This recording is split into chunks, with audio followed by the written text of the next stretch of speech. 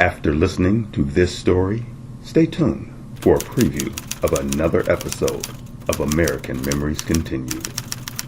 Today's episode is entitled The Tar Heel State. As new dreams are born and hopes are lived, so too are American Memories Continued.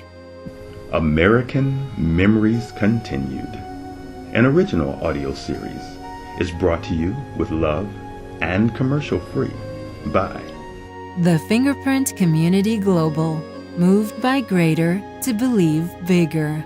Advocatus Ecclesiae Publishing, perfecting the distribution of hope. and by the ongoing monthly support of friends, community members, and sustaining faithful partners like you. Our theme music, Proudly Western, was composed and performed by Jay Mann at www.ourmusicbox.com. We're thankful and humbled that you've chosen to tune in regularly for your favorite episodes of American Memories Continued. Not just stories told, memories lived. Let all of your cares go for just a little while. Listen closely. Prepare your heart to be stolen. You now have a front row seat, and this is family time. American Memories Continued begins now.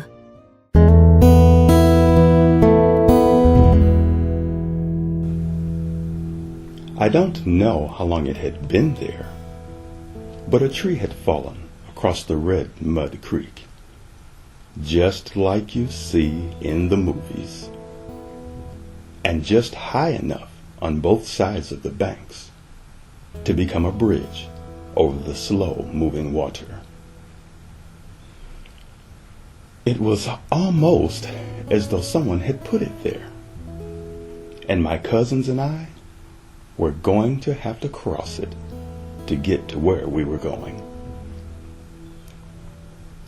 I had on white gym shoes, or pumpkin seeds as we used to call them. And so you already know where this part of the story is going. We had just taken a so-called shortcut through a graveyard, passed through an area of shallow woods, and it had led us to this scenic spot. We were headed to a place called The Basement, which was an actual basement at someone's house, where a lot of the people around our age hung out to have a good time. Looking back, I believe that there was a better way to get there. But going this way was supposed to be fun, and my cousins probably wanted to see what I was made of. I was in from Detroit, Michigan, and they knew that I was tough enough and up for the run.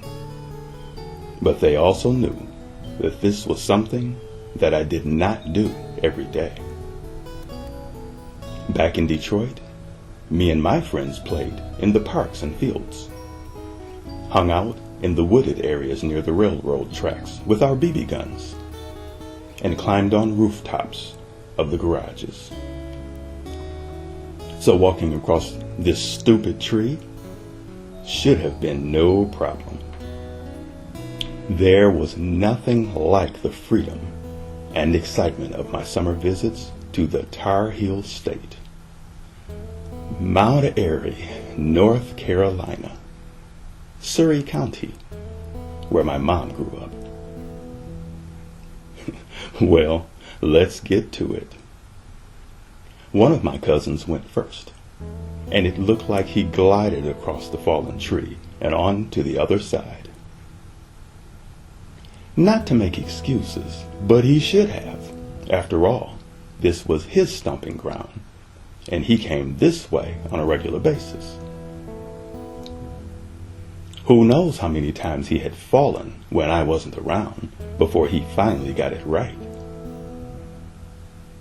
Next, it was my turn, and I did pretty good.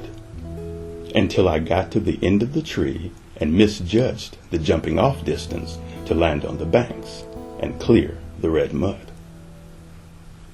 Even though one of my feet hit solid ground, the other foot landed in a bit of the mud. So much for my new white gym shoes.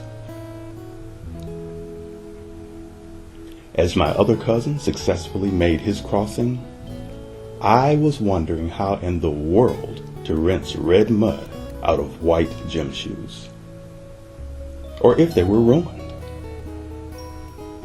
What was my mother going to say? Whether or not I should be embarrassed about what had just happened. And now, what was I going to look like to the new people that I was about to meet when we got to the basement? Well, by the time that we got to the basement, the mud had dried and didn't look that bad. There were only a few people there, probably because of the time of day, and the focus seemed to shift to trying to convince me how cool this place was after building it up to be so much of a popular crowd hangout. We stayed a little while and mingled with the few who were there, which was fine with me, and everybody was excited to meet someone from Detroit, especially after hearing so much about the Motor City and Motown. One young lady even said, "I heard that someone special was coming," which told me that at least one of my cousins had been talking about us before we got in town. There's nothing wrong with showing love and a little brag about relatives here and there. I've always thought that my cousins were special too, in a good way. And even more so as we get older and appreciate the little things. I still do.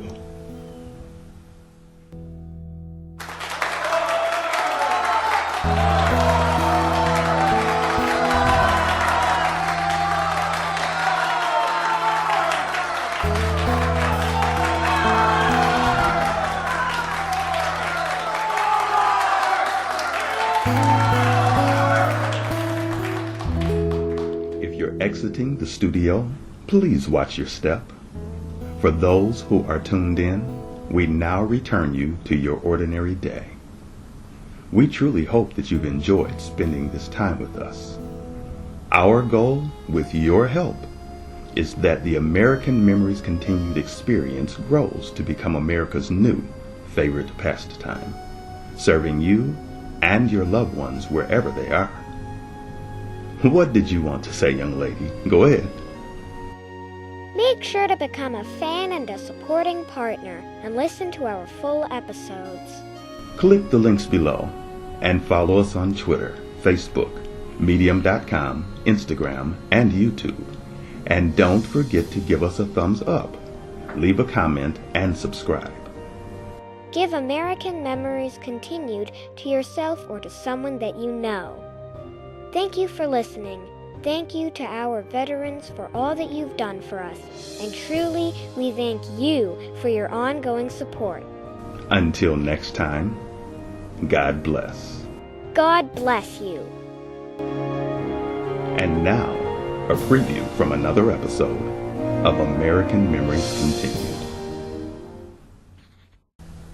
Everyone that I know of wanted a Schwinn 5-speed apple crate, an orange crate, or a lemon peeler bike.